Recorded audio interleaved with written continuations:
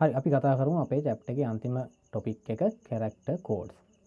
එතකොට මේ characters කියන්නේ මොනවද? ඕගොල්ලෝ දන්නවා අපි keyboard එකේ තියෙන අකුරු, symbols, numbers ගත්තම මේ හැම එකක්ම PC එකක් ඇතුලේ වැඩ කරන්නේ මේ අපිට keyboard එකේ පේන විදියට නෙමෙයි.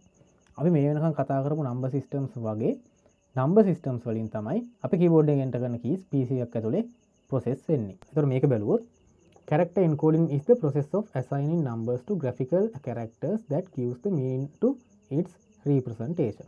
හරි. මේ graphical characters. එහෙනම් අපේ keyboard එකේ තියෙන්නේ මොනවද? graphical characters. මේ PC එක දන්නේ නැහැ දැන් අපි keyboard එකේ A press කරොත් PC එක දන්නේ නැහැ ඒක අපි press කරේ E කියලා. එයාට input වෙන්නේ capital A නම් අපි input කරේ PC එකට යන්නේ ඒ capital A ට අදාළ code එක. අන්න ඒ code එකට ගිහින් process වෙලා තමයි අපිට output එකක් එයා අරගෙන දෙන්නේ.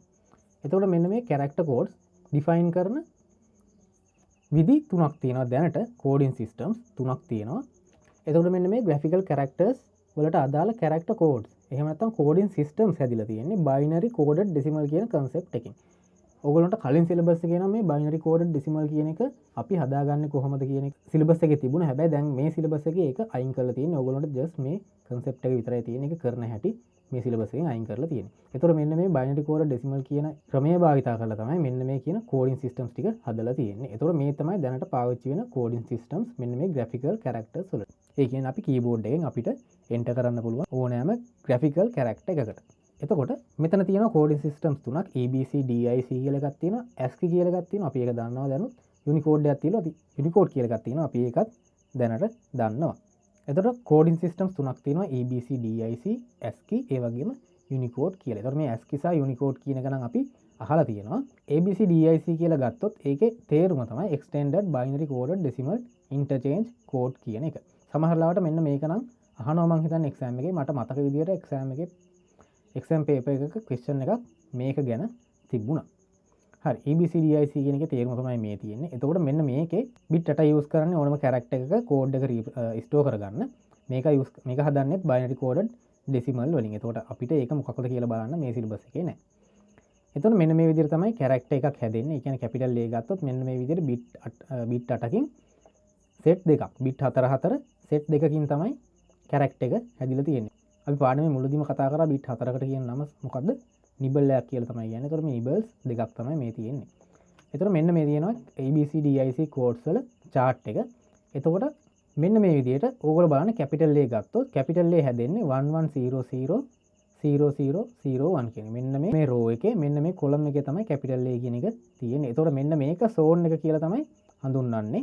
මේ zone එකේ 0001 කියන තැන තමයි capital A තියෙන්නේ. ඒතකොට මේ ABCDIC නම් use වෙන්නේ PC එකේ capital A press කරාම මෙයාට යන code එක තමයි 11000001 කියන එක. අන්න ඒ විදිහට මේ තියෙන හැම key එකකටම unique code එකක් තියෙනවා ABCDIC වල.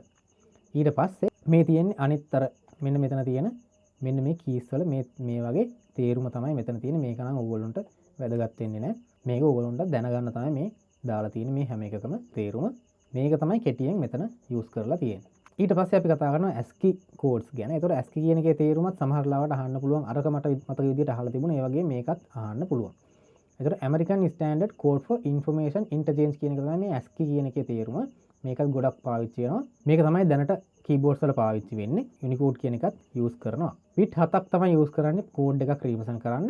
එතකොට ඒකේ simple A වලින් ඉඳන් simple Z ඒ වගේම capital A වලින් ඉඳන් capital Z 0 to 9 ඊට පස්සේ punctuation symbol ඒ කියන්නේ මෙන්න මේ විරාම ලකුණු කියන දේවල් ඒ වගේම arithmetic operation වලට use කරන symbols ටික ඊට පස්සේ special characters ටිකක් තියෙනවා මෙන්න මේ වගේම symbols අපි keyboard එකේ දකින දේවල් අන්න ඒ ඔක්කොම මෙන්න මේ ASCII වලින් store කරලා තියෙනවා ඒ වගේම ASCII code එක තමයි ඒවයි use වෙන්නේ එතකොට 128ක් දෙකේ 7ක් මම කිව්වා bit 7ක තමයි ASCII code එකක් store වෙන්නේ එතකොට දෙකේ 7ක් කියන්නේ 128ක් එතකොට characters 128ක් represent කරන්න පුළුවන් මේ ASCII code වලින්.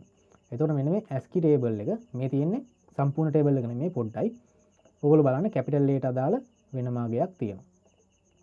හරිද? හැම නම් එකකටම අදාළ වෙනම number එකක් තියෙනවා. එහෙම නැත්නම් ASCII code එකක් තියෙනවා. මෙන්න මේක තමයි full chart එක.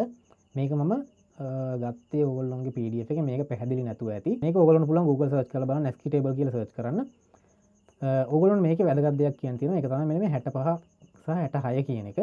මොකද අපි ප්‍රෝග්‍රෑමින් සබ්ජෙක්ට් එකේදී මෙන්න මේ 65 ඉඳලා 66 67 68 69 වගේ capital A capital B capital C capital D capital E කියන ටික සාමාන්‍ය ප්‍රෝග්‍රෑමින් සබ්ජෙක්ට් එකේ පාවිච්චි වෙනවා මේ 65 කියන එක.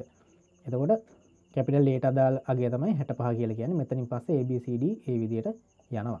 එතකොට ප්‍රෝග්‍රෑමින් ලෙසන් එකේදී මම කියලා ඇති ඔයගොල්ලන්ට මෙන්න මේ CS වල මේ chapter 2 එකේ මෙන්න මේ topic එක බලන්න කියලා. මෙන්න මෙතනින් තමයි එහෙනම් අපි ප්‍රෝග්‍රෑමින් වල කතා කරන char data type එකේ definition එක අපි ගන්නෙ. අපිට හැම character එකකටම අදාළ code එකක් තියෙනවා. අන්න ඒ code එකට දාලා මෙන්න මෙහෙම අපිට integer එහෙම නැත්නම් පූර්ණ සංඛ්‍යාවක් තියෙනවා.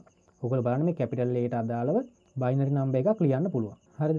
මෙතන binary number එක දාලා නැහැ. ඔයගොල්ලෝ Google එකේ search කරොත් binary number එකත් එක්කයි. මෙතන hex එකයි octal එකයි තමයි තියෙන්නේ.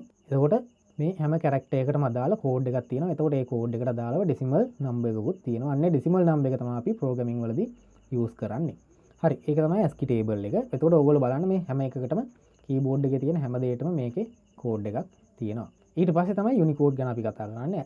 මෙතන ඔයගොල්ලෝ දකින්න ඇති ABC DIC සහ ASCII කියන ඒවා හැමතිස්සෙම use කරලා තියෙන Latin alphabet වලට. ඒ කියන්නේ අපි හැමතිස්සෙම ඉංග්‍රීසි අකුරු වලට අදාළව තමයි මේ character codes හදලා තියෙන්නේ. එතකොට මේ Unicode කියන්නේ ඔයගොල්ලෝ දන්නවා Unicode වලින් තමයි අපි සිංහල type කරන්නේ. එතකොට මෙන්න මේ ABCDIC වල සහ ASCII වල සිංහල වගේ වෙනත් languages type කරන්න බැරි නිසා තමයි මෙන්න මේ Unicode කියන එක හැදිලා තියෙන්නේ. මෙන්න මේ standard එක use කරනවා එක එක රටවල් වල තම තමන්ගේ languages develop කරගන්න type කරන්න ඕන පුළුවන් විදියට. එතකොට මේ Unicode වල 16 bit use කරනවා number එකක් එහෙම නැත්නම් character එකක් store කරගන්න.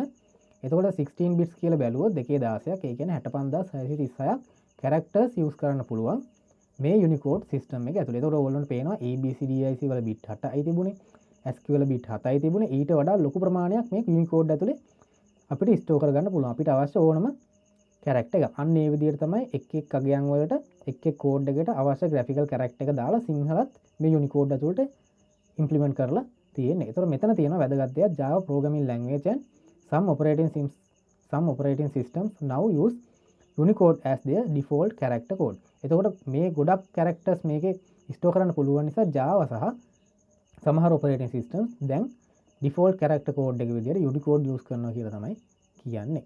එතකොට මෙතන තියෙන Unicode එක parts 6කින් තමයි හැදිලා තියෙන්නේ. එතකොට first part එක දීලා තියෙනවා western alphabet codes වලට. ඒ කියන්නේ ඉංග්‍රීසි, ග්‍රීක සහ රෂියන් වලට තමයි මේ පළවෙනි part එක වෙන් කරලා තියෙන්නේ. ඊට පස්සේ එතනින් පල්ලෙහාට ASCII සහ මෙන්න මේ Latin 1 කියන character sets වලට වෙන් කරලා තියෙනවා. ඒක නම් එච්චර වැදගත් වෙන්නේ නැහැ අපිට. එතකොට මෙතන තියෙනවා හැම අර අපි කලින් කතා කරපු code systems වගේම මෙතනත් හැම character එකකටම අදාළ unique code එකක් තියෙනවා. එතකොට මෙතන 16 bit 16 පාදයෙන් තමයි මේ number එක තියෙන්නේ. එතකොට 004 වල 1 කියන තැන තමයි capital A තියෙන්නේ. එතකොට මේ තියෙන්නේ ඒ capital A ට දාලා unique code එක. එතකොට Unicode වලදී මෙන්න මේ වගේ code එකක් තමයි PC එක ඇතුලේ process වෙන්නේ. එතකොට ඔයගොල්ලන්ට පේනවා මෙන්න මේ විදිහට සිංහල, ඉංග්‍රීසි සහ තමිල් කියන හැම language එකක්ම මේ Unicode වල define කරලා තියෙනවා. හරි, මෙතනින් අපේ topic එක ඉවර වෙනවා. ඒ වගේම මෙතනින් අපේ chapter එකත් ඉවර වෙනවා. ඊට පස්සේ අපිට තියෙන්නේ past papers ටික කතා කරන්න. අපි past paper ටිකට දැන් යමු.